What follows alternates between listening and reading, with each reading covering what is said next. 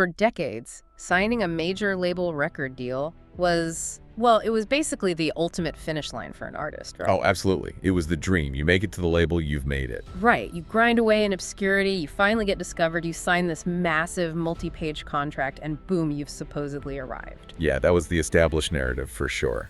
But today, handing over your intellectual property to a massive corporation might actually be, the fastest way to bankrupt your own legacy. It really is. It completely upends the traditional power dynamics we're used to seeing in the industry. Which is exactly why we're here.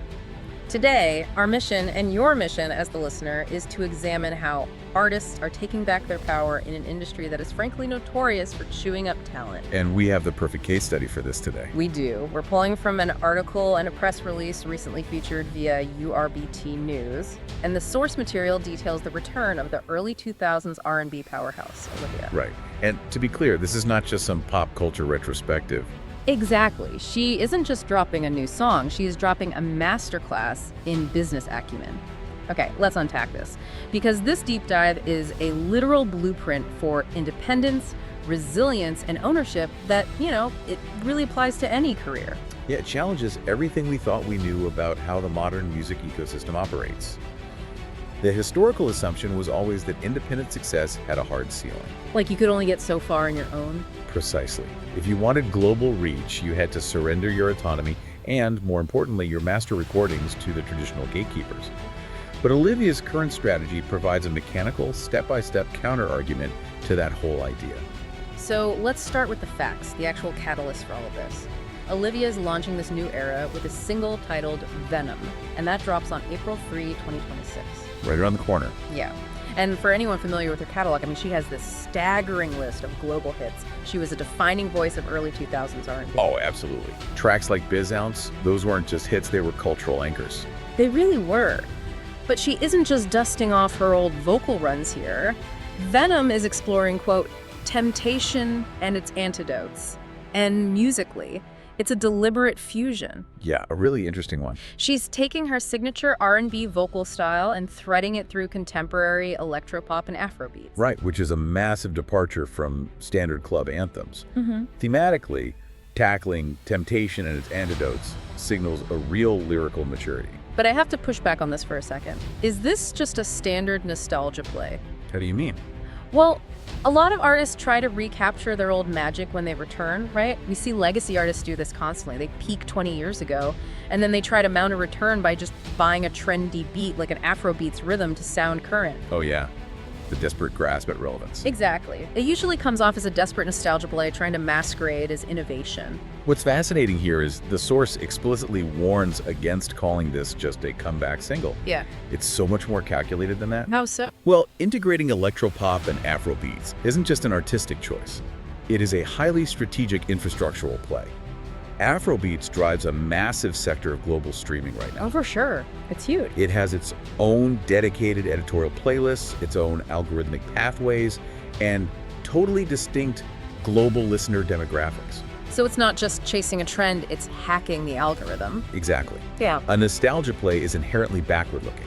Right. It relies on you, the listener, remembering how you felt back in 2001. Right. If Olivia just wanted to cash in on millennial nostalgia, she would have hired the exact same producers from her debut and recreated that specific sound.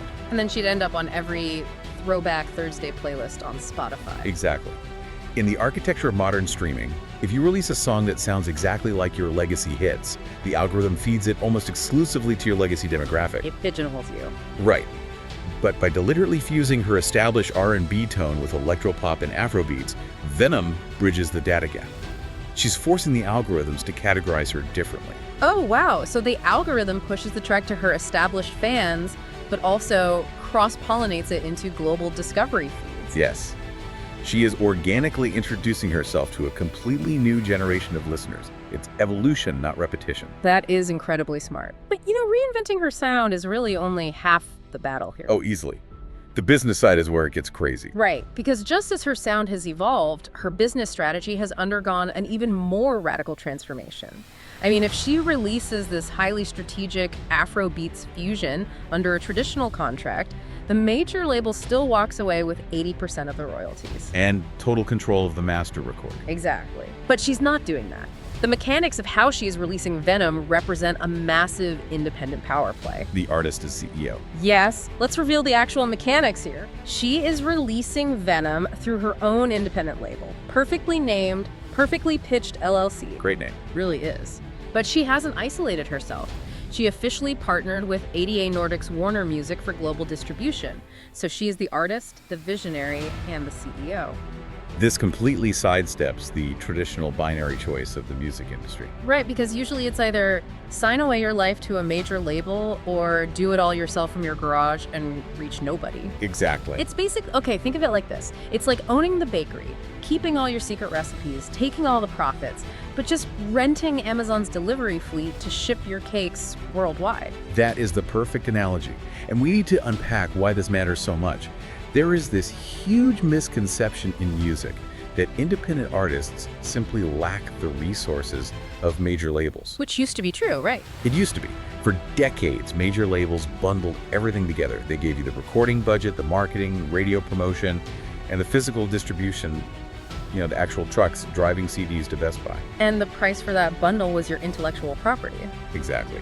But today, distribution has become a commodity. Digital supply chains are complex, yes, but you can rent access to them. Which is what ADA is, right? Yes, ADA is Warner Music's independent distribution arm. You don't sign to ADA to get a massive cash advance in exchange for your soul. You hire them as a B2B service. So she's paying them a fee, or a small cut, to manage the complex global routing. Right, getting the song localized on streaming platforms in the Nordics, in Asia, South America, routing the royalty collection networks across international borders. She is utilizing their pipeline, but she owns the water flowing through it. Precisely. Warner has the global pipes, but Olivia retains the core, appreciating asset, the master recording. She maintains creative control, dictates the timeline, and takes the lion's share of the revenue. So what does this all mean, especially for you listening right now? Because even if you aren't dropping an R&B single, this matters. It really does. It's a blueprint for any entrepreneur. Exactly. If you are a creative, a freelancer, an entrepreneur, Olivia's blueprint proves you no longer have to sacrifice ownership to achieve global scale.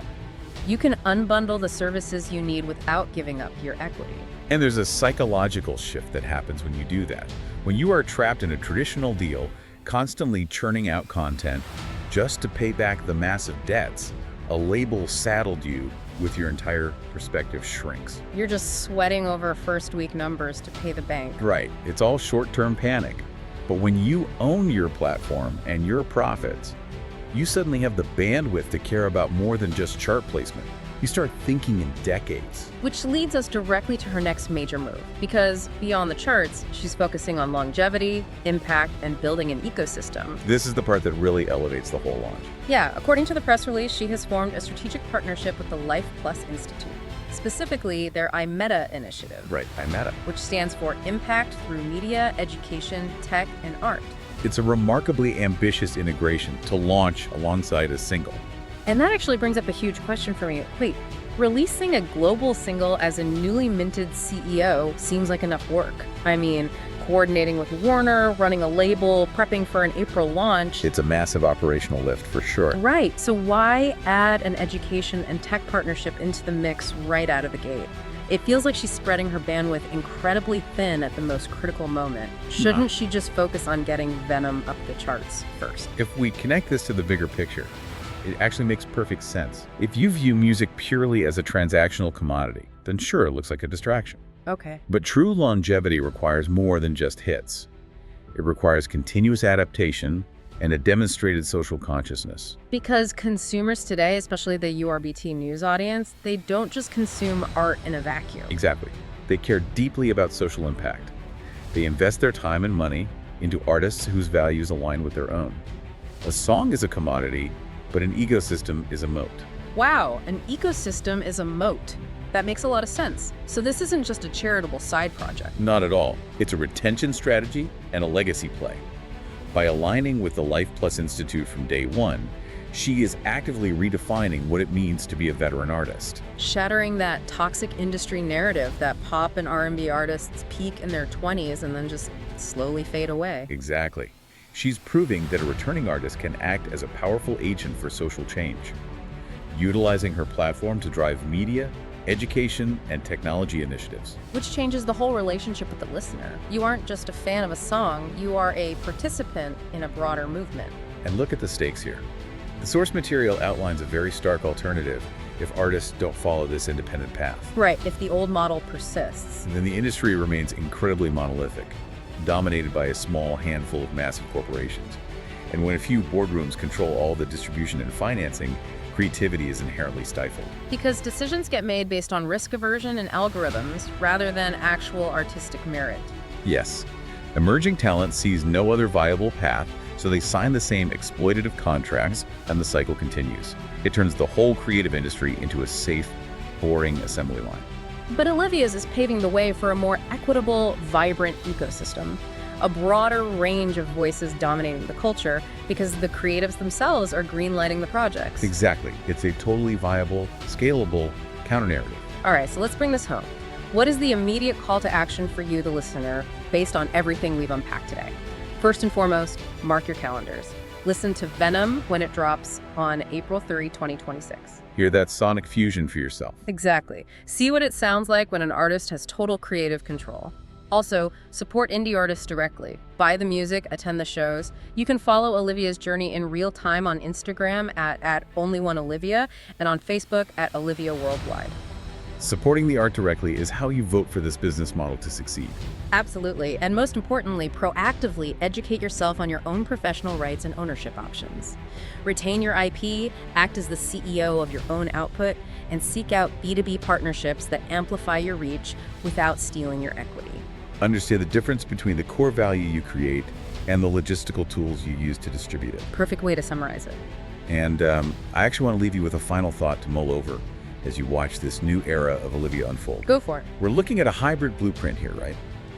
Acting as your own CEO, utilizing major labels solely for distribution, and integrating social impact from day one. If this hybrid model becomes the new industry standard, what happens to the traditional record deal? Oh, wow. Will the powerful monolithic record labels of yesterday eventually be forced to become nothing more than glorified shipping and logistics companies for a new class of empowered artist CEOs? Something to think about. It really is a massive paradigm shift.